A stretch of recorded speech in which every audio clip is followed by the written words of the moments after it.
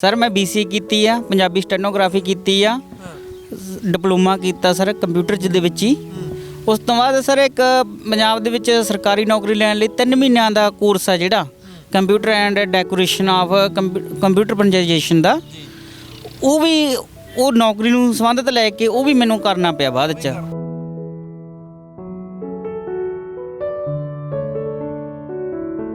ਕੁਛ ਕੁ ਬੱਚੇ ਆ ਜਿਹੜੇ 7ਵੀਂ 8ਵੀਂ ਚ ਜਾ ਕੇ ਜਿਹੜੇ ਮੈਨੂੰ ਮੇਰੇ ਭਾਈਚਾਰੇ ਚੋਂ ਆ, ਜਿਨ੍ਹਾਂ ਲਈ ਮੈਂ ਮਿਸਾਲ ਬਣਨਾ ਸੀ, ਜਿਨ੍ਹਾਂ ਨੇ ਇਹ ਕਹਿਣਾ ਸੀ ਵੀ ਹਾਂ ਉਹ ਪੜ੍ਹ ਕੇ ਅੱਜ ਵੀ ਚੰਗਾ ਵੀ ਅੱਜ ਆਪਣੀ ਜਗ੍ਹਾ ਤੇ ਪਹੁੰਚੇ ਆ, ਸੁਪਨੇ ਸਾਕਾਰ ਕੀਤੇ ਆ। ਅੱਜ ਉਹਨਾਂ ਨੇ ਮੈਨੂੰ ਸੇਧ ਮੰਨਣਾ ਸੀ, ਜਿਨ੍ਹਾਂ ਨੇ ਅੱਜ ਉਹੀ ਬੱਚੇ ਇਹ ਗੱਲ ਕਹਿੰਦੇ ਆ 7ਵੀਂ 8ਵੀਂ ਚੋਂ ਹਟ ਕੇ ਕਿ ਸਾਨੂੰ ਘਰ ਦੇ ਕਿਸੇ ਕੰਮ ਸਿੱਖਣ ਤੇ ਲਗਾ ਦਿਓ।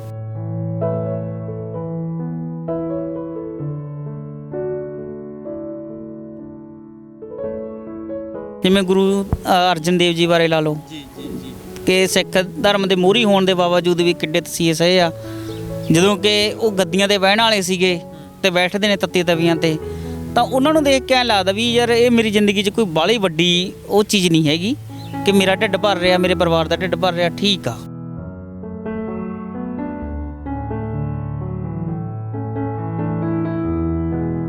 ਮੇਰੇ ਫਾਦਰ ਸਾਹਿਬ ਦੀ ਤਾਂ ਡੈਥ ਮੇਰੇ ਬਚਪਨ 'ਚ ਹੀ ਹੋ ਗਈ ਸੀ, ਉਦੋਂ ਮੈਂ 21-22 ਦਿਨਾਂ ਦਾ ਹੀ ਸੀਗਾ, ਤਾਂ ਮੇਰੇ ਕੋਈ ਚਾਚਾ ਤਾਇਆ ਵੀ ਨਹੀਂ ਸੀਗਾ।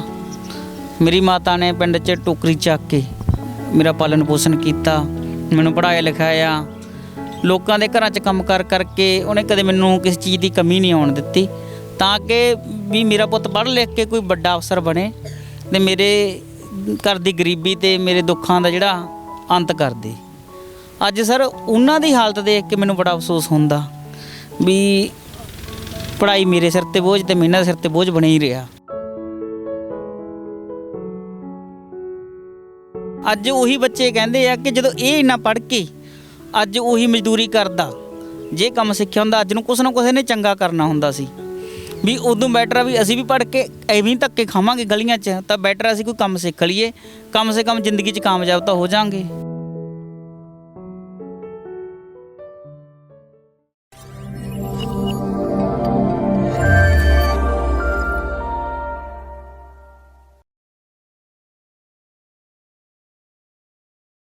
नमस्कार, पंजाब न्यूज़ ਨਾਲ जुड़े हो तुसीं ते मैं हरदीप शेरपुर ਤੁਹਾਡਾ ਸਵਾਗਤ ਕਰਦਾ। ਉਮੀਦ ਕਰਦਾ ਤੁਸੀਂ ਠੀਕ ਠਾਕ ਹੋਵੋਗੇ। ਦੋਸਤੋ ਅੱਜ ਕੱਲ੍ਹ ਦੇ ਦੌਰ ਦੇ ਵਿੱਚ ਕਿਹਾ ਜਾ ਰਿਹਾ ਕਿ ਜਿਹੜਾ ਨੌਜਵਾਨ ਯੂਥ ਹੈ ਨਾ, ਨੌਜਵਾਨ ਯੂਥ ਦੇ ਵਿੱਚ ਟੈਲੈਂਟ ਬਹੁਤ ਹੁੰਦਾ ਹੈਗਾ, ਪੜ੍ਹਨ ਦੇ ਵਿੱਚ ਬੜੇ ਹੁਸ਼ਿਆਰ ਹੁੰਦੇ ਨੇਗੇ। ਅੱਜ ਕੱਲ੍ਹ ਅਜਿਹੇ ਨੌਜਵਾਨਾਂ ਤੁਹਾਡੀ ਮੁਲਾਕਾਤ ਕਰਾਵਾਂਗੇ। ਪੜ੍ਹਾਈ ਦੇ ਵਿੱਚ ਮੈਂ ਕਹਿੰਦਾ ਜੇ ਡਿਗਰੀਆਂ ਗਿਣ ਲੱਗ ਜਾਣਾ, ਪਤਾ ਨਹੀਂ ਕਿਹੜੀਆਂ ਡਿਗਰੀਆਂ ਨੇਗੀਆਂ, BCA BA ਕੰਪਿਊਟਰ ਦਾ, ITI ਸਟੈਨੋਗ੍ਰਾਫੀ, ਪਤਾ ਨਹੀਂ ਹੋਰ ਕਿਹੜੇ ਅਜਿਹੇ ਕੋਰਸ ਨੇ ਜਿਹੜੇ ਬਾਈ ਨੇ ਕਰੇ ਹੋਏ ਨੇਗੇ। ਪਰ ਰੁਜ਼ਗਾਰ ਦੀ ਜੇਕਰ ਗੱਲ ਕਰੀਏ, ਜਿਵੇਂ ਹੁੰਦਾ ਨਾ ਅਕਸਰ ਕੀ ਹੁੰਦਾ ਗਾ, ਪੜ੍ਹਾਈ ਅਗਲਾ ਇਸ ਰੀਜ਼ਨ ਕਰਕੇ ਕਰਦਾ ਹੈ ਜਾਂ ਫਿਰ ਇਹ ਸੋਚ ਰੱਖ ਕੇ ਕਰਦਾ ਹੈ ਵੀ ਮੈਂ ਚੰਗੀ ਨੌਕਰੀ ਵਿੱਚ ਲੱਗੂੰਗਾ, ਸਰਕਾਰੀ ਨੌਕਰੀ ਲਊਂਗਾ, ਪਰਿਵਾਰ ਦਾ ਗੁਜ਼ਾਰਾ ਚੰਗੇ ਤਰੀਕੇ ਨਾਲ ਹੋਊਗਾ। ਪਰ ਅੱਜ ਦੇ ਹਾਲਾਤ ਕੁਝ ਕੁ ਹੋਰ ਹੋ ਚੁੱਕੇ ਨੇਗੇ। ਪੜ੍ਹੇ ਲਿਖੇ ਨੌਜਵਾਨ ਯੂਥ ਬਹੁਤ ਜ਼ਿਆਦਾ ਹੈ, ਨੌਜਵਾਨਾਂ ਨੇ ਸਟੱਡੀ ਬਹੁਤ ਕਰੀ ਹੋਈ ਹੈਗੀ, ਪਰ ਕਿਤੇ ਨਾ ਕਿਤੇ ਉਹ ਸਟੱਡੀ ਦਾ ਮੁੱਲ ਨਹੀਂ ਪੈਂਦਾ ਹੈਗਾ। ਅੱਜ ਅਸੀਂ ਇੱਕ ਨੌਜਵਾਨ ਨਾਲ ਤੁਹਾਡੀ ਮੁਲਾਕਾਤ ਕਰਾਵਾਂਗੇ ਹਰਜੀਤ ਸਿੰਘ ਦੇ ਨਾਲ, ਪਿੰਡ ਕਾਤਰੋਂ ਵਿਖੇ ਖੜੇ ਹਾਂਗੇ ਅਸੀਂ। ਹਰਜੀਤ ਸਿੰਘ ਦੇ ਨਾਲ ਤੁਹਾਡੀ ਮੁਲਾਕਾਤ ਕਰਾਵਾਂਗੇ। ਪੜ੍ਹੇ ਲਿਖੇ ਬਹੁਤ, ਜਿਵੇਂ ਕਿ ਪਹਿਲਾਂ ਵੀ ਦੱਸਿਆ ਨਾ, ਮੈਂ ਕਾਫੀ ਡਿਗਰੀਆਂ ਨਹੀਂ, ਮੇਰੇ ਵੀ ਦਿਮਾਗ ਦੇ ਵਿੱਚੋਂ ਕਈ ਡਿਗਰੀਆਂ ਸਕਿੱਪ ਹੋ ਰਹੀਆਂ ਨੇ ਹਜੇ। ਆਪਾਂ ਬਾਈ ਤੋਂ ਵੀ ਪੁੱਛਾਂਗੇ ਕਿਹੜੀ ਡਿਗਰੀਆਂ ਹੋਰ ਕਰੀਆਂ ਹੋਈਆਂ ਨੇ, ਕਿਹੜੇ ITI ਡਿਪਲੋਮੇ, ਪਤਾ ਨਹੀਂ ਹੋਰ ਕੀ ਕੀਤਾ ਹੋਏਗਾ। ਬਾਈ ਨਾਲ ਆਪਾਂ ਗੱਲਬਾਤ ਕਰਾਂਗੇ। ਤੇ ਪਰ ਬਾਈ ਜਿਹੜਾ ਕੰਮ ਕਰਦੇ ਨੇ ਨਾ, ਕੰਮ ਦੇਖ ਕੇ ਤੁਸੀਂ ਅਚੰਭਿਤ ਜ਼ਰੂਰ ਹੋ ਗਏ ਹੋਵੋਗੇ। ਤੁਹਾਡੀ TV ਸਕਰੀਨ ਦੇ ਉੱਤੇ ਦੋਸਤੋ ਕੁਝ ਕੁ ਸ਼ਾਰਟ ਵੀ ਚੱਲ ਰਹੇ ਹੋਣਗੇ।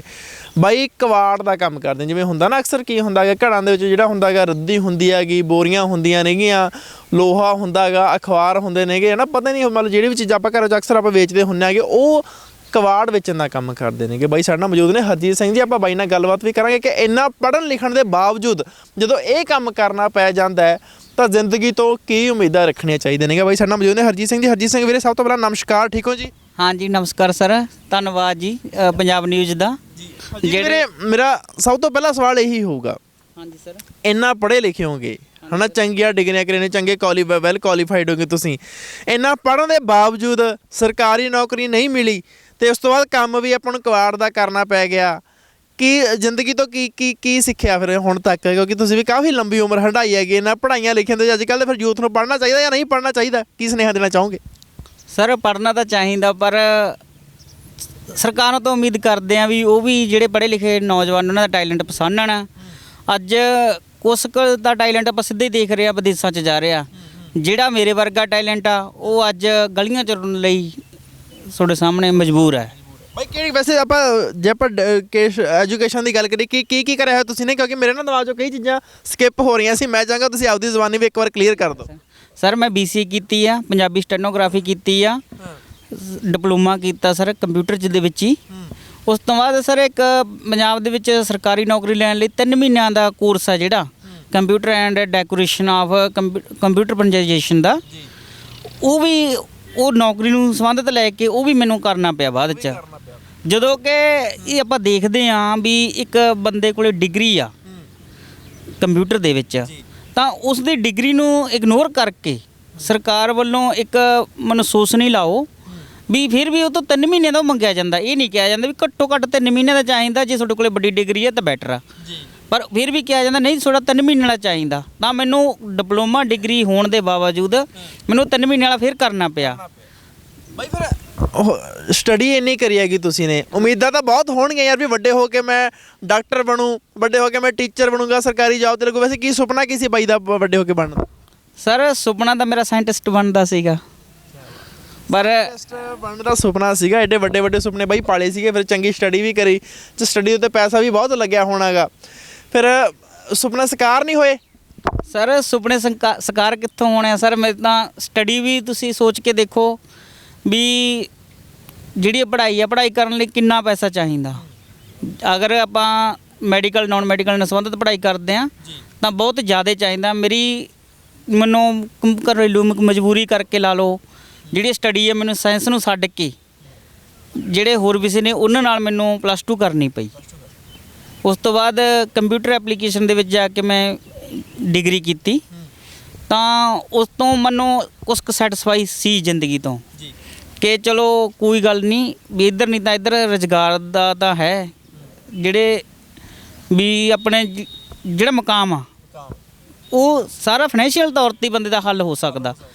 ਅਗਰ ਮੈਨੂੰ ਪੈਸਾ ਆਊਗਾ ਤਾਂ ਮੈਂ ਆਪਣਾ ਜਿਹੜਾ ਬਾਅਦ 'ਚ ਵੀ ਕਰ ਸਕਦਾ। ਪਰ ਸਰ ਪਹਿਲੇ ਮੈਂ ਆਪਣਾ ਸੁਪਨਾ ਤੋੜ ਕੇ ਆਰਟਸ ਨਾਲ ਕੀਤੀ ਸੀ +2। ਉਸ ਤੋਂ ਬਾਅਦ ਕੋਈ ਨਾ ਜੋਬ ਮਿਲਣ ਕਰਕੇ ਫਿਰ ਤੁਹਾਨੂੰ ਪਤਾ ਹੀ ਹੈ ਸਰ ਬਾਕੀ ਦੇ ਸੁਪਨੇ ਤਾਂ ਫਿਰ ਚੂਰ ਹੋ ਹੀ ਜਾਣੇ ਆ। ਹਾਂ ਤੁਸੀਂ ਸਰਕਾਰੀ ਗਵਰਨਮੈਂਟ ਜੋਬਾਂ ਵੀ ਕਈ ਅਪਲਾਈ ਕਰੀਆਂ ਹੋਣਗੀਆਂ। ਜਦੋਂ ਗਵਰਨਮੈਂਟ ਜੋਬ ਆਪਾਂ ਅਪਲਾਈ ਕਰਦੇ ਆਂਗੇ ਉਹਦੀ ਫੀਸ ਵਗੈਰਾ ਵੀ ਭਰ ਦਿਆਂਗੇ ਬਕਾਇਦਾ, ਹੈ ਨਾ? ਤੁਸੀਂ ਫਿਰ ਉਹ ਵੀ ਕਰੀਆਂ ਹੋਣਗੀਆਂ, ਨਤੀਜਾ ਕਿਉਂ ਨਹੀਂ ਮਿਲਿਆ? ਕਿਉਂਕਿ ਤੁਸੀਂ ਪੜ੍ਹਾਈ ਬੜੀ ਚੰਗੀ ਹੈਗੀ, ਐਜੂਕੇਸ਼ਨ ਬੜੀ ਚੰਗੀ ਕਰੀ ਹੋਈ ਹੈਗੀ, ਕੰਪਿਊਟਰ ਦਾ ਵੀ ਕੋਰਸ ਕੀਤਾ ਹੋਇਆ ਹੈਗਾ, ਫਿਰ ਗਵਰਨਮੈਂਟ ਨੂੰ ਜੋਬ ਕਿਉਂ ਨਹੀਂ ਮਿਲੀ? ਸਰ ਗਵਰਨਮੈਂਟ ਦੇ ਮੈਂ ਬਹੁਤ ਫਾਰਮ ਭਰਦੇ ਰਿਹਾ, ਭਰਤੀਆਂ ਵੀ ਦੇਖੀਆਂ, ਕਲਰਕੀ 'ਚ ਭਰਤੀ ਦੇਖਦਾ ਰਿਹਾ ਮੈਂ, ਫੌਜ 'ਚ ਨਾ ਕੁਛ ਫੌਜ 'ਚ ਬਣਿਆ। ਭਰਤੀਆਂ ਦੇਖ ਕੇ ਬੈਠ ਗਏ। ਜਿਹੜੇ ਪਹਿਲਾਂ ਪੋਸਟਾਂ ਜਾਂਦੀਆਂ ਹੁੰਦੀਆਂ ਸੀਗੀਆਂ ਡਾਕ ਰਾਹੀਂ, ਬਹੁਤ ਜ਼ਿਆਦਾ ਡਾਕ ਰਾਹੀਂ ਪੋਸਟਾਂ ਪਾਈਆਂ ਮੈਂ। ਉਸ ਤੋਂ ਬਾਅਦ ਔਨਲਾਈਨ ਸਿਸਟਮ ਹੋਇਆ ਮੈਨੂੰ ਮਹਿਸੂਸ ਹੋਇਆ ਵੀ ਦੇਖੋ ਜਿਹੜੀਆਂ ਚਿੱਠੀਆਂ ਸੀ ਉਹ ਤਾਂ ਰਾਹ ਰੂਹ 'ਚ ਹੀ ਰੁਕ ਜਾਂਦੀਆਂ ਸੀਗੀਆਂ। ਤਾਂ ਹੋਇਆ ਵੀ ਔਨਲਾਈਨ ਸਿਸਟਮ ਹੋਣ ਕਰਕੇ ਸ਼ਾਇਦ ਇਹ ਕਾਫੀ ਅਪਗ੍ਰੇਡ ਹੋ ਗਿਆ ਵੀ ਹੁਣ ਮੈਨੂੰ ਨੌਕਰੀ ਪੱਕੀ ਮਿਲ ਜਾਓ। ਪਰ ਸਰ ਔਨਲਾਈਨ ਭਰਤੀ ਦੀਆਂ ਪੋਸਟਾਂ ਭਰਨ ਦੇ ਬਾਵਜੂਦ ਕਦੇ ਭਰਤੀ ਕੈਂਸਲ ਹੋ ਜਾਂਦੀ ਆ, ਕਦੇ ਟੈਲੈਂਟ ਹੀ ਨਹੀਂ ਪਛਾਣਿਆ ਜਾਂਦਾ, ਕਦੇ ਕੁਛ ਪਰ ਕੁੱਲ ਮਿਲਾ ਕੇ ਮੇਰਾ ਕਿਤੇ ਵੀ ਜਾਣੀ ਕਿ ਕਿਸਮ ਬਣਿਆ ਨਹੀਂਗਾ। ਫਿਰ ਬਾਈ ਜਦੋਂ ਤੁਸੀਂ ਇੰਨੀ ਪੜ੍ਹਾਈ ਕਰੀ, ਚਲੋ ਮੰਨਦੇ ਆ ਵੀ ਗਵਰਨਮੈਂਟ ਜੋਬ ਨਹੀਂ ਮਿਲੀ, ਹੈ ਨਾ? ਕਈ ਵਾਰ ਜ਼ਿੰਦਗੀ ਤੋਂ ਬੰਦਾ ਨਿਰਾਸ਼ ਵੀ ਹੋ ਜਾਂਦਾ ਹੈਗਾ। ਫਿਰ ਇਹੀ ਕੀਤਾ ਕਿਉਂ ਚੁਣਿਆ? ਜਿਵੇਂ ਕਵਾੜ ਦੇ ਕੰਮ ਤੁਸੀਂ ਹੁਣ ਲੈਂਦੇ ਹੋਗੇ, ਹੈ ਨਾ? ਇਹੀ ਕੀਤਾ ਫਿਰ ਕਿਉਂ ਚੁਣਿਆ? ਕਿਤੇ ਤਾਂ ਹੋਰ ਵੀ ਬਹੁਤ ਹੁੰਦੇ ਨੇ ਕਿ ਜੇਕਰ ਆਪਾਂ ਪ੍ਰਾਈਵੇਟ ਨੌਕਰੀ ਦੀ ਗੱਲ ਕਰੀਏ, ਪ੍ਰਾਈਵੇਟ ਸਕੂਲ ਵੀ ਖੁੱਲ੍ਹੇ ਹੋਏ ਨੇ, ਉੱਥੇ ਵੀ ਜੋਬ ਮਿਲ ਸਕਦੀ ਸੀਗੀ ਤੁਹਾਨੂੰ, ਜਾਂ ਫਿਰ ਕਿਵੇਂ ਤੁਸੀਂ ਕੰਪਿਊਟਰ ਦਾ ਕੋਰਸ ਕੀਤਾ ਹੋਇਆ, ਚੰਗੀ ਕੰਪਿਊਟਰ ਸ਼ਾਪ ਦੇ ਵਿੱਚ ਵੀ ਤੁਸੀਂ ਲੱਗ ਸਕਦੇ ਸੀਗੇ। ਇਹੀ ਕੀਤਾ ਕਿਉਂ ਚੁਣਿਆ? ਸਰ ਗੱਲ ਇਹ ਆ ਕਿ ਜਦੋਂ ਆਪਾਂ ਕੋਈ ਮੰਜ਼ਿਲ ਮਿੱਥ ਲੈਂਦੇ ਆ ਤਾਂ ਆਪਾਂ ਉਧਰ ਨੂੰ ਹੀ ਚੱਲਦੇ ਹਾਂ। ਜਿਹੜੀ ਮੇਰੀ ਮੰਜ਼ਿਲ ਸੀ ਉਹ ਸੀ ਕਿ ਮੈਂ ਸਰਕਾਰੀ ਨੌਕਰੀ ਪ੍ਰਾਪਤ ਕਰਾਂ। ਜਿਹੜੀ ਮੇਰੀ ਮਿਹਨਤ ਸੀ ਉਹ ਕੋਈ ਹੋਰ ਕੰਮ ਸਿੱਖਣ ਦੀ ਜਗ੍ਹਾ ਮੇਰਾ ਜਿਹੜਾ ਧਿਆਨ ਸੀ ਉਹ ਨੌਕਰੀ ਵੱਲ ਨੂੰ ਜ਼ਿਆਦਾ ਸੀ। ਇਸ ਕਰਕੇ ਜਿਹੜੇ ਮੈਂ ਕੋਰਸ ਕੀਤੇ, ਮੈਂ ਤੁਹਾਨੂੰ ਜਿਵੇਂ ਦੱਸਿਆ, ਪਹਿਲਾਂ ਮੈਂ BCA ਕੀਤੀ, ਉਸ ਤੋਂ ਬਾਅਦ ਇੱਕ ਡਿਪਲੋਮਾ ਕੀਤਾ ਕੰਪਿਊਟਰ ਦਾ। ਉਸ ਤੋਂ ਬਾਅਦ ਪਤਾ ਲੱਗਿਆ ਕਿ ਸਰਕਾਰੀ ਨੌਕਰੀ ਲੈਣ ਲਈ 3 ਮਹੀਨੇ ਵਾਲਾ ਚਾਹੀਦਾ, ਫਿਰ ਛੱਡ ਕੇ ਮੈਂ ਉਹ ਕੋਰਸ ਕੀਤਾ। ਉਸੇ ਤਰੀਕੇ ਨਾਲ ਸਰ ਮੈਂ ਨੌਕਰੀ ਨੂੰ ਬੇਸ ਬਣਾ ਕੇ ਉਸੇ ਵੱਲ ਨੂੰ ਹੀ ਜਾਂਦਾ ਰਿਹਾ, ਹੋਰ ਕੰਮ ਵੱਲ ਨਹੀਂ ਦੇਖਿਆ। ਹਾਂ, ਮੈਂ ਉਹ ਨਹੀਂ ਦੇਖਿਆ ਕਿ ਮੈਂ ਇਹਦੇ ਨਾਲ ਸੰਬੰਧਿਤ ਕੋਈ ਕੰਮ ਸਿੱਖਣ ਲੱਗ ਜਾ। ਸਰ ਤੁਹਾਡੇ ਕੰਮ ਸਿੱਖਣ ਦੀ ਗੱਲ ਤੋਂ ਜ਼ਿਆਦਾ ਆਇਆ ਸਰ, ਅੱਜ ਜਦੋਂ ਮੈਨੂੰ ਛੋਟੇ ਬੱਚੇ ਆ ਉਹ ਮੈਨੂੰ ਦੇਖਦੇ ਆ ਜਾਂ ਉਹਨਾਂ ਨੂੰ ਮਾਂ-ਬਾਪ ਕਹਿੰਦੇ ਆ ਵੀ ਹਾਂ ਤੁਸੀਂ ਪੜ੍ਹਾਈ ਕਰੋ, ਤਾਂ ਕੁਛ ਕੁ ਬੱਚੇ ਆ ਜਿਹੜੇ 7ਵੀਂ 8ਵੀਂ 'ਚ ਜਾ ਕੇ ਜਿਹੜੇ ਮੈਨੂੰ ਮੇਰੇ ਭਾਈਚਾਰੇ 'ਚੋਂ ਆ, ਜਿਨ੍ਹਾਂ ਲਈ ਮੈਂ ਮਿਸਾਲ ਬਣਨਾ ਸੀ, ਜਿਨ੍ਹਾਂ ਨੇ ਇਹ ਕਹਿਣਾ ਸੀ ਵੀ ਹਾਂ ਉਹ ਪੜ੍ਹ ਕੇ ਅੱਜ ਵੀ ਚੰਗਾ ਵੀ ਅੱਜ ਆਪਣੀ ਜਗ੍ਹਾ ਤੇ ਪਹੁੰਚਿਆ, ਸੁਪਨੇ ਸਾਕਾਰ ਕੀਤੇ ਆ, ਅੱਜ ਉਹਨਾਂ ਨੇ ਮੈਨੂੰ ਸੇਧ ਮੰਨਣਾ ਸੀ, ਜਿਨ੍ਹਾਂ ਨੇ ਅੱਜ ਉਹੀ ਬੱਚੇ ਇਹ ਗੱਲ ਕਹਿੰਦੇ ਆ 7ਵੀਂ 8ਵੀਂ 'ਚੋਂ ਹਟ ਕੇ ਕਿ ਸਾਨੂੰ ਘਰ ਦੇ ਕਿਸੇ ਕੰਮ ਸਿੱਖਣ ਤੇ ਲਗਾ ਦਿਓ। ਜਦੋਂ ਮਾਂ-ਬਾਪ ਉਹਨੂੰ ਕਹਿੰਦੇ ਆ ਵੀ ਨਹੀਂ ਤੁਸੀਂ ਸਟੱਡੀ ਕਰੋ, ਤਾਂ ਉਹ ਕਹਿੰਦੇ ਆ ਵੀ ਉਹਨੇ ਨਹੀਂ ਸਟੱਡੀ ਕਰਕੇ ਕੀ ਕਰ ਲਿਆ। ਤੁਹਾਡੇ ਤੇ ਮਤਲਬ ਵੀ ਮਿਸਾਲ ਹੁਣ ਜਿਹੜੀ ਮਿਸਾਲ ਪਹਿਲਾਂ ਸਾਇੰਟਿਸਟ ਦੀ ਬਣਨੀ ਚਾਹੀਦੀ ਸੀ ਵੀ ਇੰਨਾ ਚੰਗਾ ਪੜ੍ਹ ਲਿਖ ਕੇ ਮੁੰਡਾ ਸਾਇੰਟਿਸਟ ਲੱਗ ਗਿਆ, ਅੱਜ ਉਹੀ ਮਿਸਾਲ ਉਲਟ ਹੋ ਚੁੱਕਿਆ ਵੀ ਇੰਨਾ ਪੜ੍ਹ ਕੇ ਵੀ ਕੀ ਕਰ ਲਿਆ। ਹਾਂ, ਅੱਜ ਉਹੀ ਬੱਚੇ ਕਹਿੰਦੇ ਆ ਕਿ ਜਦੋਂ ਇਹ ਇੰਨਾ ਪੜ੍ਹ ਕੇ ਅੱਜ ਉਹੀ ਮਜ਼ਦੂਰੀ ਕਰਦਾ, ਜੇ ਕੰਮ ਸਿੱਖਿਆ ਹੁੰਦਾ ਅੱਜ ਨੂੰ ਕੁਛ ਨਾ ਕੁਛ ਇਹਨੇ ਚੰਗਾ ਕਰਨਾ ਹੁੰਦਾ ਸੀ, ਵੀ ਉਦੋਂ ਬੈਟਰ ਆ ਵੀ ਅਸੀਂ ਵੀ ਪੜ੍ਹ ਕੇ ਐਵੇਂ ਧੱਕੇ ਖਾਵਾਂਗੇ ਗਲੀਆਂ 'ਚ, ਤਾਂ ਬੈਟਰ ਅਸੀਂ ਕੋਈ ਕੰਮ ਸਿੱਖ ਲਈਏ, ਕਮ ਸੇ ਕਮ ਜ਼ਿੰਦਗੀ 'ਚ ਕਾਮਯਾਬ ਤਾਂ ਹੋ ਜਾਵਾਂਗੇ। ਹਰਜੀਤ ਵੀਰੇ, ਫਿਰ ਜਦੋਂ ਇਹ ਕੰਮ ਕਰਦੇ ਹੋਗੇ ਹਨਾ ਤੁਸੀਂ, ਤੁਹਾਡੇ ਨਾਲ ਕੋਈ ਤੁਹਾਡੇ ਪੁਰਾਣੇ ਕਲਾਸਮੇਟ ਵੀ ਹੋਣਗੇ ਜਾਂ ਤੁਹਾਡੇ ਟੀਚਰ ਸਾਹਿਬਾਨ ਵੀ ਤੁਹਾਨੂੰ ਮਿਲਦੇ ਹੋਣਗੇ ਇਸ ਕੰਮ ਦੇ ਦੌਰਾਨ ਹਨਾ, ਜਦੋਂ ਜਾਂਦੇ ਹੋਗੇ ਤੁਸੀਂ ਮਾਰਕੀਟ ਦੇ ਵਿੱਚ, ਜਦੋਂ ਮਿਲਦੇ ਨੇਗੇ ਕੀ ਵਿਊ ਕੀ ਹੁੰਦੇ ਨੇ ਉਹਨਾਂ ਦੇ? ਕਹਿੰਦੇ ਤਾਂ ਹੋਣਗੇ ਯਾਰ ਵੀ ਹਰਜੀਤ ਯਾਰ ਤੂੰ ਤਾਂ ਯਾਰ ਪੜ੍ਹਾਈ 'ਚ ਇੰਨਾ ਹੁਸ਼ਿਆਰ ਹੁੰਦਾ ਸੀਗਾ, ਉਦੋਂ ਚੰਗਿਆ ਪੜ੍ਹਿਆ ਲਿਖਿਆ ਵੀ ਤੂੰ ਆਹ ਕੰਮ ਹੀ ਕਿਉਂ ਚੁਣਿਆ, ਵੀ ਤੂੰ ਤੇਰੀ ਕਿਸਮਤ ਨੇ ਕਿਉਂ ਇਹ ਚੀਜ਼ ਕਰੀ? ਸਰ, ਜੋ ਮੇਰੇ ਕਲਾਸ ਫੈਲੋ ਆ ਜਾਂ ਮੇਰੇ ਟੀਚਰਸ ਆ, ਉਹ ਮੈਨੂੰ ਤੇ ਮੇਰੀਆਂ ਭਾਵਨਾਵਾਂ ਨੂੰ ਸਮਝਦੇ ਆ ਚੰਗੀ ਤਰ੍ਹਾਂ। ਲਗਭਗ ਉਹ ਕਦੇ ਇਹ ਨਹੀਂ ਕਹਿਣਗੇ ਵੀ ਹਾਂ ਤੂੰ ਇਹ ਕੰਮ ਕਿਉਂ ਚੁਣ ਲਿਆ। ਲਗਭਗ ਹਰੇਕ ਮੇਰੇ ਮਨ ਦੀ ਵੀ ਇਹੀ ਆ ਕਿ ਕੰਮ ਕੋਈ ਛੋਟਾ ਵੱਡਾ ਨਹੀਂ ਹੁੰਦਾ, ਵੀ ਰੋਟੀ ਹੱਕ ਦੀ ਖਾਣੀ ਚਾਹੀਦੀ ਆ, ਚਾਹੇ ਆਪਾਂ ਨੂੰ ਬੂਟੀ ਪਾਲਸਾਂ ਕਿਉਂ ਨਾ ਕਰਨੀਆਂ ਪੈਣ। ਤਾਂ ਉਹ ਚੀਜ਼ ਨੂੰ ਆਪਾਂ ਸੋਚ ਕੇ ਕੰਮ ਨੂੰ ਕਦੇ ਛੋਟਾ ਮੋਟਾ ਨਹੀਂ ਮੰਨਿਆ। ਆਪਣੇ ਲਈ ਸਾਰੇ ਕੰਮ ਬਰਾਬਰ ਆ, ਰੋਟੀ ਹੱਕ ਦੀ ਖਾਣੀ ਚਾਹੀਦੀ ਆ, ਮਿਹਨਤ ਮਜ਼ਦੂਰੀ ਦੀ ਖਾਣੀ ਚਾਹੀਦੀ ਆ। ਬਾਬਾ ਨਾਨਕ ਦਾ ਵੀ ਇਹੀ ਸੰਦੇਸ਼ ਆ ਕਿ ਕਿਰਤ ਕਰੋ ਵੰਡ ਸਕੋ ਦੇ ਨਾਮ। ਹੋ ਗਿਆ ਬਾਈ ਫਿਰ ਇਹ ਕਿੱਤੇ ਵੱਲ ਪਿਆ ਨੂੰ ਕਿੰਨਾ ਸਮਾਂ ਹੋ ਗਿਆ? ਸਰ, ਇਹ ਕੰਮ ਦੇ ਵਿੱਚ ਪਏ ਨੂੰ ਮੈਨੂੰ ਕਮ ਸੇ ਕਮ 7-8 ਮਹੀਨੇ ਹੋ ਗਏ ਆ। ਬਈ ਫਿਰ ਕਦੇ ਦਮ ਨਹੀਂ ਘੁੱਟਦਾ ਹੈਗਾ? ਕਿਉਂਕਿ ਅਕਸਰ ਨਾ ਕੀ ਹੁੰਦਾ ਹੈਗਾ, ਜਦੋਂ ਆਪਾਂ ਇੱਕ ਡ੍ਰੀਮ ਮਿਥਿਆ ਹੁੰਦਾ ਹੈਗਾ ਯਾਰ ਵੀ ਮੈਂ ਵੱਡਾ ਹੋ ਕੇ, ਜਿਵੇਂ ਤੁਸੀਂ ਸੀਗਾ ਸਾਇੰਟਿਸਟ ਬਣਨਾ, ਜਦੋਂ ਸਾਇੰਟਿਸਟ ਬਣਨ ਦਾ ਡ੍ਰੀਮ ਮਿਥਿਆ ਹੋਵੇ ਤੇ ਉਹ ਡ੍ਰੀਮ ਅਧੂਰਾ ਰਹਿ ਜੇ ਤੇ ਉਸ ਤੋਂ ਬਾਅਦ ਆਪਾਂ ਨੂੰ ਕੰਮ ਵੀ ਕਰਨਾ ਪੈ ਜਾਏ ਕਵਾੜ ਦਾ, ਫਿਰ ਦਮ ਤਾਂ ਘੁੱਟਦਾ ਹੋਊਗਾ ਯਾਰ ਕੰਮ ਦੇ ਦੌਰਾਨ, ਯਾਰ ਵੀ ਮੈਂ ਸੋਚਿਆ ਕੀ ਸੀਗਾ, ਮੇਰੀਆਂ ਸੋਚਾਂ ਕਿੱਥੇ ਜਾਣਦੀਆਂ ਸੀਗੀਆਂ, ਮੈਂ ਤਾਂ ਲੋਕਾਂ 'ਚ ਮਿਸਾਲ ਬਣਨਾ ਸੀਗਾ ਵੀ ਪੜ੍ਹ ਲਿਖ ਕੇ ਬੰਦਾ ਸਾਇੰਟਿਸਟ ਬਣਿਆ ਤੇ ਅੱਜ ਵੀ ਕਵਾੜ ਦਾ ਕੰਮ ਕਰਦਾ ਫਿਰਦਾ, ਦਮ ਨਹੀਂ ਕਦੇ ਘੁੱਟਦਾ? ਸਰ, ਗੱਲ ਇਹ ਆ ਕਿ ਜਿਹੜਾ ਮੇਰਾ ਸ਼ੁਰੂ ਤੋਂ ਸੰਬੰਧ ਆ ਉਹ ਗੁਰੂ ਘਰ ਨਾਲ ਜਾਂ ਬਾਣੀ ਨਾਲ ਰਿਹਾ। ਇਸ ਕਰਕੇ ਜੇ ਅਸੀਂ ਸਾਡੇ ਵੱਡ ਵਡੇਰਿਆਂ ਨੂੰ ਦੇਖੀਏ ਤਾਂ ਉਹਨਾਂ ਨੇ ਵੀ ਜ਼ਿੰਦਗੀ 'ਚ ਬਹੁਤ ਸੰਘਰਸ਼ ਕੀਤੇ ਆ, ਬਹੁਤ ਉਹਨਾਂ ਦੇ ਸੁਪਨੇ ਵੀ ਉਹਨਾਂ ਨੇ ਵੀ ਬਹੁਤ ਤਸੀਹੇ ਸਹੇ ਆ। ਜਿਵੇਂ ਗੁਰੂ ਅਰਜਨ ਦੇਵ ਜੀ ਬਾਰੇ ਲਾ ਲਓ ਕਿ ਸਿੱਖ ਧਰਮ ਦੇ ਮੋਹਰੀ ਹੋਣ ਦੇ ਬਾਵਜੂਦ ਵੀ ਕਿੱਡੇ ਤਸੀਹੇ ਸਹੇ ਆ, ਜਦੋਂ ਕਿ ਉਹ ਗੱਦੀਆਂ 'ਤੇ ਬਹਿਣ ਵਾਲੇ ਸੀਗੇ ਤੇ ਬੈਠਦੇ ਨੇ ਤੱਤੀ ਤਵੀਆਂ 'ਤੇ, ਤਾਂ ਉਹਨਾਂ ਨੂੰ ਦੇਖ ਕੇ ਐਂ ਲੱਗਦਾ ਵੀ ਯਾਰ ਇਹ ਮੇਰੀ ਜ਼ਿੰਦਗੀ 'ਚ ਕੋਈ ਬਾਹਲੀ ਵੱਡੀ ਉਹ ਚੀਜ਼ ਨਹੀਂ ਹੈਗੀ ਕਿ ਮੇਰਾ ਢਿੱਡ ਭਰ ਰਿਹਾ, ਮੇਰੇ ਪਰਿਵਾਰ ਦਾ ਢਿੱਡ ਭਰ ਰਿਹਾ, ਠੀਕ ਆ, ਸੰਤੁਸ਼ਟੀ ਆ। ਪਰ ਹਾਂ ਸਰ, ਉਦੋਂ ਬੜੇ ਅੰਦਰੋਂ ਅੱਗ ਦੇ ਬਬੂਲੇ ਬਲਦੇ ਆ ਜਦੋਂ ਕੋਈ ਬੱਚਾ ਮੇਰੀ ਉਦਾਹਰਨ ਦੇ ਕੇ ਪੜ੍ਹਾਈ ਤੋਂ ਵਾਂਝਾ ਹੁੰਦਾ ਸਰ, ਕਿਉਂਕਿ ਜਿਹੜਾ ਬੱਚੇ ਆ ਉਹੀ ਦੇਸ਼ ਦਾ ਫਿਊਚਰ ਹੁੰਦੇ ਆ। ਜੇ ਬੱਚੇ ਸਾਰੇ ਐਵੇਂ ਮੈਨੂੰ ਦੇਖ ਕੇ ਪੜ੍ਹਾਈ ਤੋਂ ਮੁੱਖ ਮੋੜਦੇ ਗਏ ਤਾਂ ਸਰ ਤੁਸੀਂ ਆਪ ਹੀ ਸਿਆਣੇ ਹੋ ਕਿ ਦੇਸ਼ ਸਾਡਾ ਜਿਹੜਾ ਕੁਛ ਟੈਲੈਂਟ ਤਾਂ ਬਾਹਰ ਚਲੇ ਗਿਆ, ਜਿਹੜਾ ਇੱਥੇ ਵਾਲਾ ਟੈਲੈਂਟ ਆ ਉਹ ਐਵੇਂ ਬਰਬਾਦ ਹੋ ਜਾਣਾ।